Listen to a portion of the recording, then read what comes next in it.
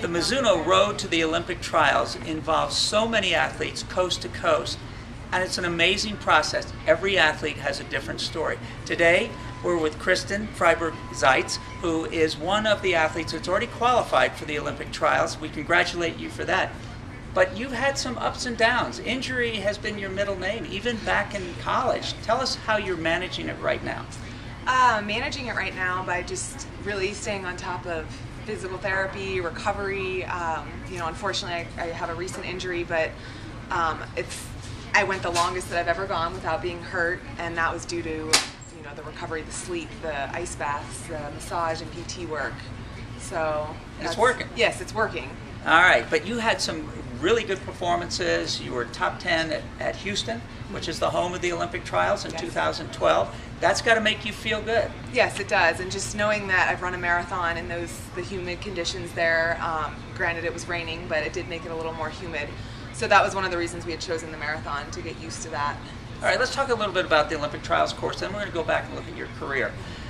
It's many loops, and there was a lot of discussion early on about too many corners. Did you have a point of view, or were we just waiting to see what the outcome would be? I was okay with the corners just because I am more of a fartlek runner, so I tend to change pace. But my teammate who ran the half, she was kind of complaining about him because she runs more of a tempo all the time. I am glad that they took a lot of them out. I'm fine with that. I'm okay. We'll adjust. So we were just going to have to practice a lot of U-turns if that was the case, if it was going to have that many.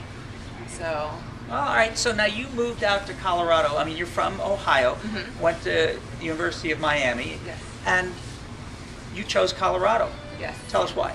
I chose Colorado because, first of all, it's beautiful, and I knew it as a running mecca. I mean, I had visited Eugene and thought that's where I was going to move, and then I came out to Colorado and was pretty much sold when I came over the hill on 36. But I found, people that understood running out here and could help me stay healthy, and that was a huge thing. That was something I couldn't find in Ohio. You were hurt in Ohio, you were told to take time off until it stopped hurting. So here I feel like they get to the bottom of your injury, what's causing it, and can help you. Well, you have a secret weapon in your arsenal. You have a family member who happens to be your coach. Yes. Tell us how that works, and does that ever present a problem?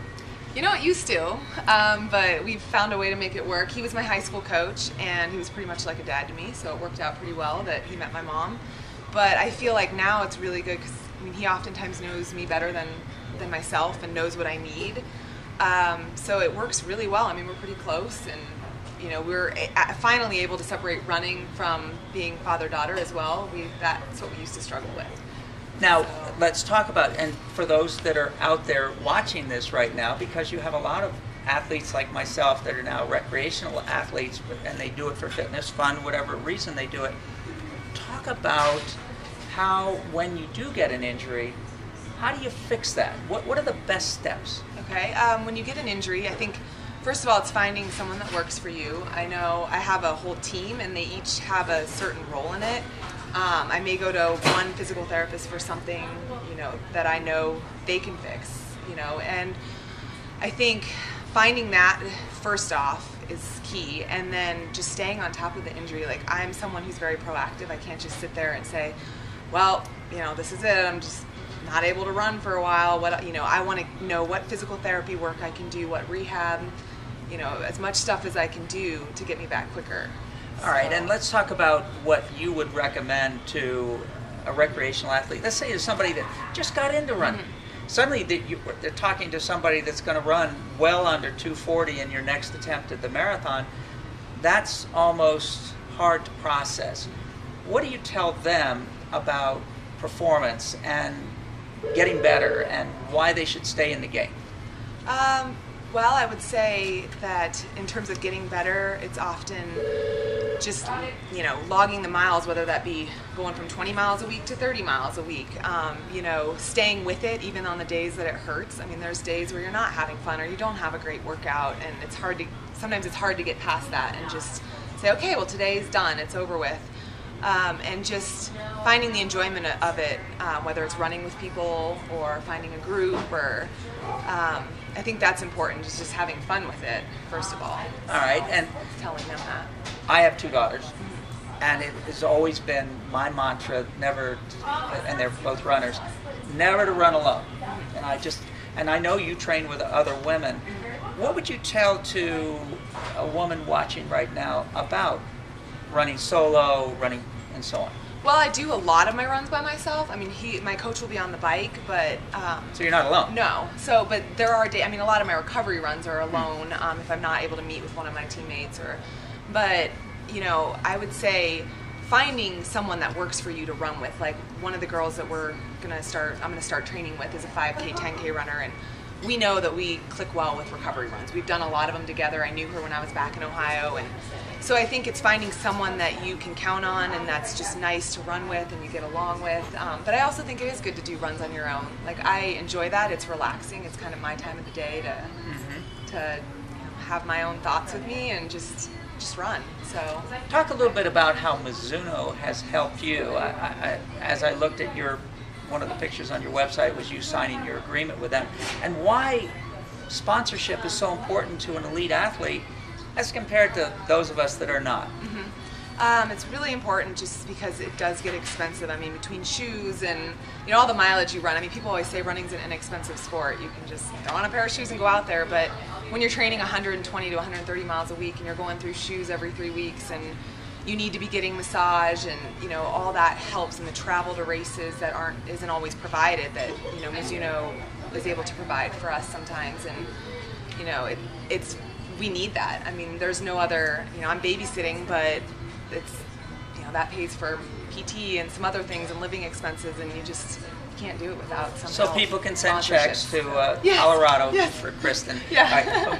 But another question: your husband, how does he play, and how is he in terms of support, and what needs does that fulfill for you in terms of keeping you steady as an athlete? He keeps me balanced. He's not a runner. He does not like to run. So he's kind of my balance when things can, it's easy just to get all involved in running and that's all you think about. And especially leading up to a race, and he tends to keep me a little bit more even-keeled and positive because, if you are hurt, it's easy to be more negative. And he's a very positive person, and he's got pretty much an 8 to 5 job, and so he's my balance pretty much. So. Everybody wants to know, you were going to run Grandma's, you pulled out of that because you want to protect your body, but let's talk about where are you going to go, if you're going to go to get an A standard, are you comfortable going into it with a B standard? And maybe we should tell people what that A standard and B standard whole thing is. Yes, the A standard is $239, and that means, they pay your way to the trials, hotel, airfare, everything.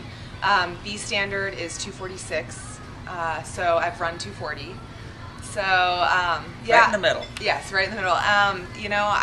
We're not going to do another marathon. I'm going to focus more on the shorter distances. Grandma's was going to be kind of my last hurrah before the trials to get, practice everything that I felt I needed to do differently from Houston. So I'm just going to focus on half marathon to 10K and get my speed up a little bit. And where are we going to see you next? I'll be at the Chicago Rock and Roll August 13th, the half marathon. August 13th? Or 14th, sorry. Yeah, that weekend, because they moved the date slightly from last year. All right, well, we congratulate you for getting to the Olympic trials. And we want to see you healthy on the start line. And those of you that want to watch Kristen Fryburg Zaitz at an event, go up and say hello to her. Find out. I mean, this is an athlete that is in your state or perhaps in the country that you can go up and approach, which is very unlike other world-class athletes that are available to the public. So we congratulate, we wish you luck, and we're going to be watching very closely. Thank you. This is the Mizuno Road to the Olympic Trials.